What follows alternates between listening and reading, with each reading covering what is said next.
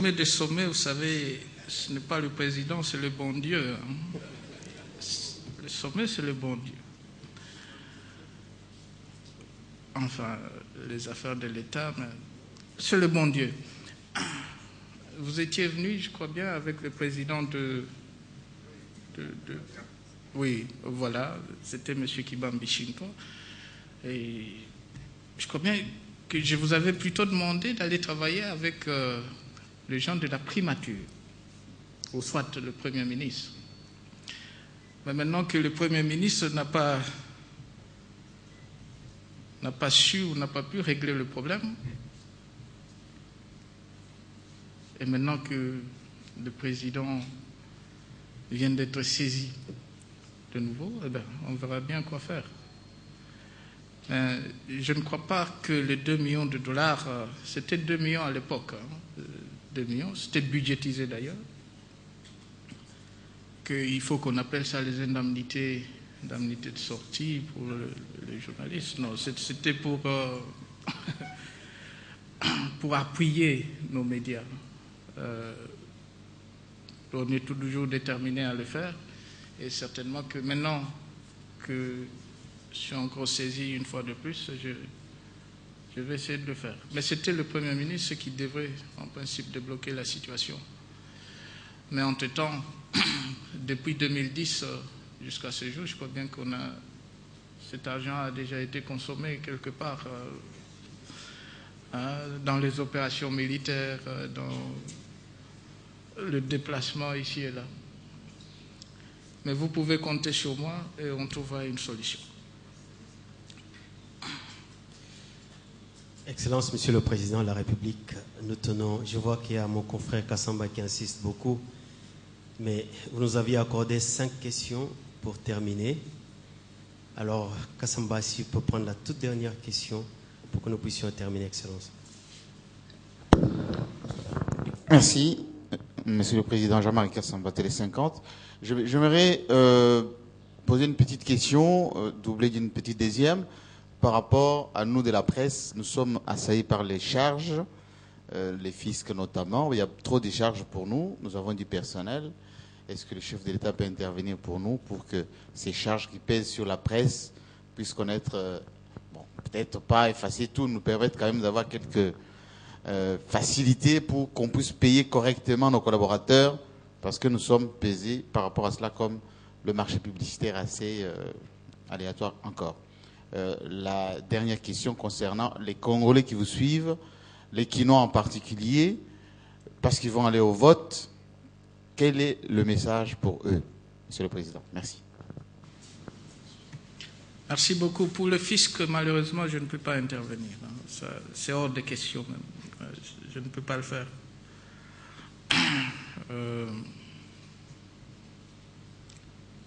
Il faut essayer de voir avec le ministre... Qui ça?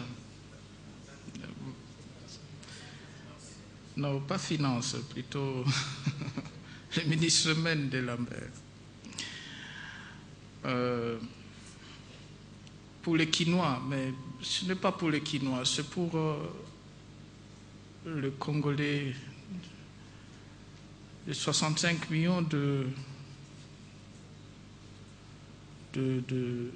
Congolais. Et c'est peut-être ça le mot de la fin.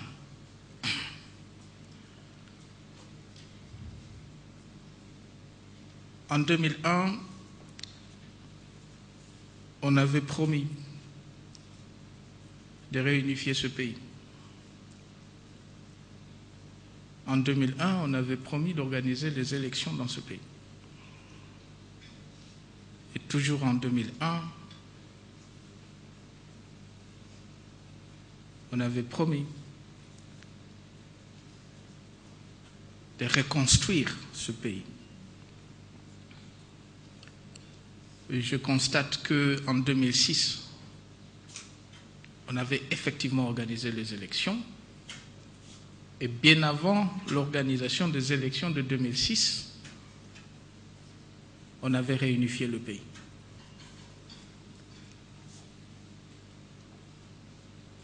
Et qu'il est évident, et c'est ça le constat,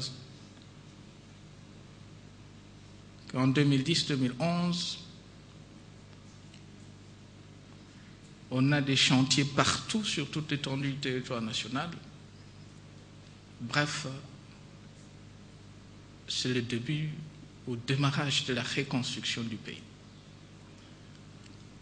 Le vrai défi pour la République démocratique du Congo, pour nous tous, les 65 millions d'habitants de ce pays,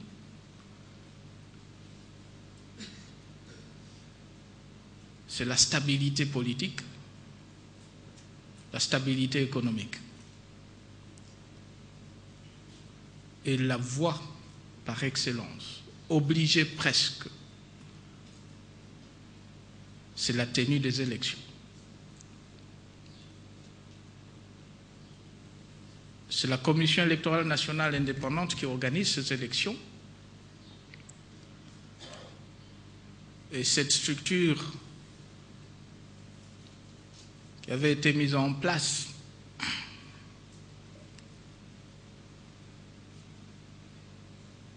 au niveau de l'Assemblée nationale et du Sénat, cette structure comporte en son sein et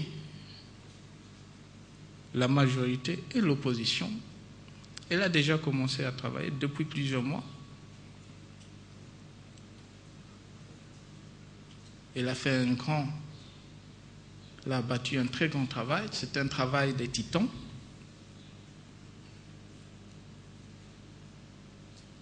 Et il est clair qu'on est prêt pour aller aux élections. En même temps, il y a ceux qui, pour des raisons qui leur sont propres, pensent à tout prix nous empêcher d'aller aux élections. Et ils vont continuer à comploter contre la République. Alors, le mot de la fin, c'est pour notre peuple d'être vigilant, très vigilant. Comme la population du Bas-Congo et comme la population de l'Équateur, comme la population de Kinshasa, la population de Massina en 1998, d'être vigilant.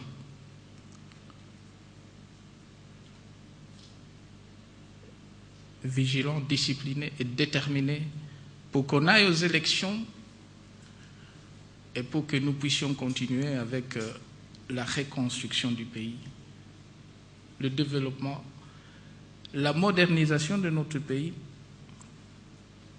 et la transformation de notre pays, notre société. Voilà, messieurs, c'est ça le mot de la fin. Et moi, je fais confiance à notre peuple. Et ensemble, et déterminés, tout est possible. Merci beaucoup, monsieur. Merci, Excellence, Monsieur le Président de la République, d'avoir pu nous accorder 2h40 de votre temps pour cette presse qui a tant sollicité de pouvoir parler avec vous. Une fois de plus, merci au nom de tous les confrères de la presse nationale et internationale. Merci.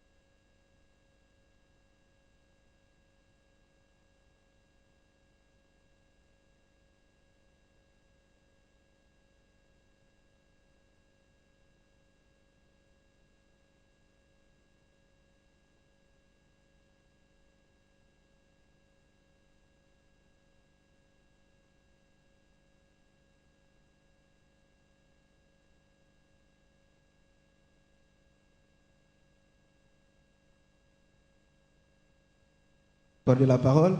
Monsieur le Président, je voudrais vous dire que nous sommes contents. Moi, c'est M. Anissé Omboranyama. Je suis coordonnateur du journal télévisé APIC. Je suis un journaliste indépendant qui présente en même temps l'émission 4 Vérités.